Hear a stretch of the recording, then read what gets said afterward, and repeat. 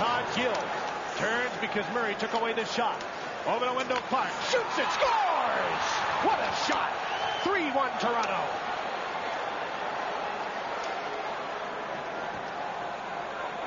Over here, Pat Burns stood behind you, right over here, as a matter of fact. And Pat has really gone a long way in beating the odds. And what was it about Pat, the coach, that's made it possible for Pat, the guy, to beat the odds the way he has? Well, he's a fighter. He's a cantankerous, fun-loving. Like most people got to know him only as a cantankerous guy. Yeah, sure. But they don't know the fun side of Pat. But he can take both those and fight and throw it at you. Yeah. And that was the thing that he'd throw at his players. And usually the better we were doing, the worse he treated us. And the worse we were doing, the better he treated us. Yeah. He was always playing, the psychological games, but that was his battle. He knew how to battle, and he by hook or by crook, he was going to find a way to do it. And that's how he is in life, is he battles.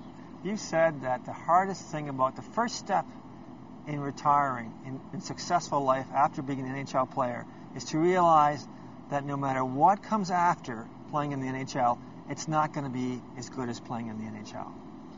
No, that's one of the big things, and sometimes players have a tough time changing over, is you're trying to find that instant excitement, the instant success you may have on a Saturday, a Tuesday, Thursday, whenever you're playing and winning a game, scoring goals, whatever, that instant feeling you can get. It's very tough to get in any other thing you do. And so if you're always trying to compare life to what you did for, say, 15 years of playing hockey, now I got to find my next profession and find something I like as much as that, it's going to be very hard. Looking for some of that juice, eh? It's the toughest thing, and those players are usually guys that stay in coaching, management. The closest they can get to the game is coaching. They need the juice. And if you really, really miss that, you want to get back to that. That's what because there's nothing like that feeling of winning a big game, being a part of something that's happening, and it's all instantaneous. It happens. You can have the worst game ever on Wednesday. Yeah. On Saturday, it's top of the world again. And so it's a real roller coaster. Why don't you need that? I don't know. It's you'd always love it, but I see what happens in the transition of being in that position. I now coach my kids, and I see what you'd really like about it.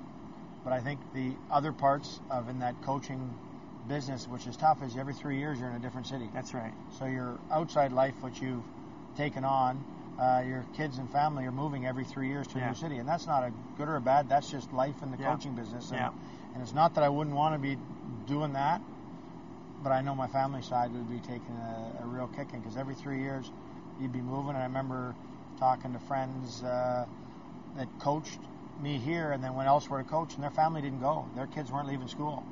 So he, coached 5-6 years before his kids graduated, and so he missed a whole. That's not why you had kids. Yeah, that's not why you have kids. That's the big drawback. Can you play it all in terms of, you've told me in the past that when you look at your equipment, you start to hurt. But tell me what your relationship is with the game in terms of being able to play, and what you have to undergo afterwards when you do play a little bit.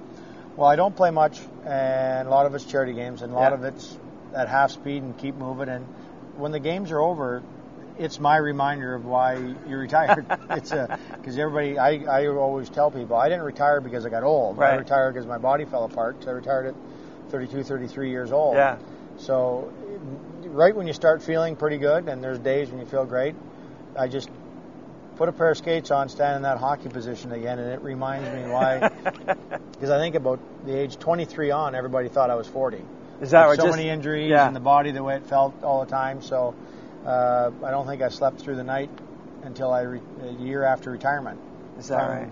So from 89 till 2000, wasn't much sleeping through the night because you were sore one way or the other. And most old athletes, when they're playing, you talk to them, they sleep, but there's a lot of restlessness because there's not a lot of time of rehab and total rest and total. Because players today, they finish playing at the end of the year, they had 2 weeks off and they're training again. So these guys their bodies are always on because they can't let it slip. You own a truck? You still own a truck? I still own a truck. You still own a belt buckle that says just a farmer? Yes, still have it. Still have it, because a farmer would never throw away a perfectly good belt buckle. And you also own a tractor. Yes. Now, tell me what possessed you to drive your tractor to the drive-thru at Jim Hortons near your home. No, a lot of times I'll be finished plowing the snow at the end of my driveway, and I'll do a couple driveways on the way to Yonge Street. Tim Hortons, grab a coffee. A lot of time in the day sometimes, and nobody really knows who does their driveway if they're out shoveling it. But hey, get that farmer in me, get everybody honking the horn mad because they're in a rush to get somewhere and they have to sit behind a tractor at a light. The yield sign. I'm in no rush. Now, you have a rink. Do you maintain? You also told me that I said, Wendel, you maintain the thing, and you said to me, look, water freezes at 32 degrees, and anyone who tells you it doesn't is a liar. It's not that hard. It's just a lot. It's a lot of fun. It's my I don't skate on it as much as I am the maintenance guy. Kids have a ball at it.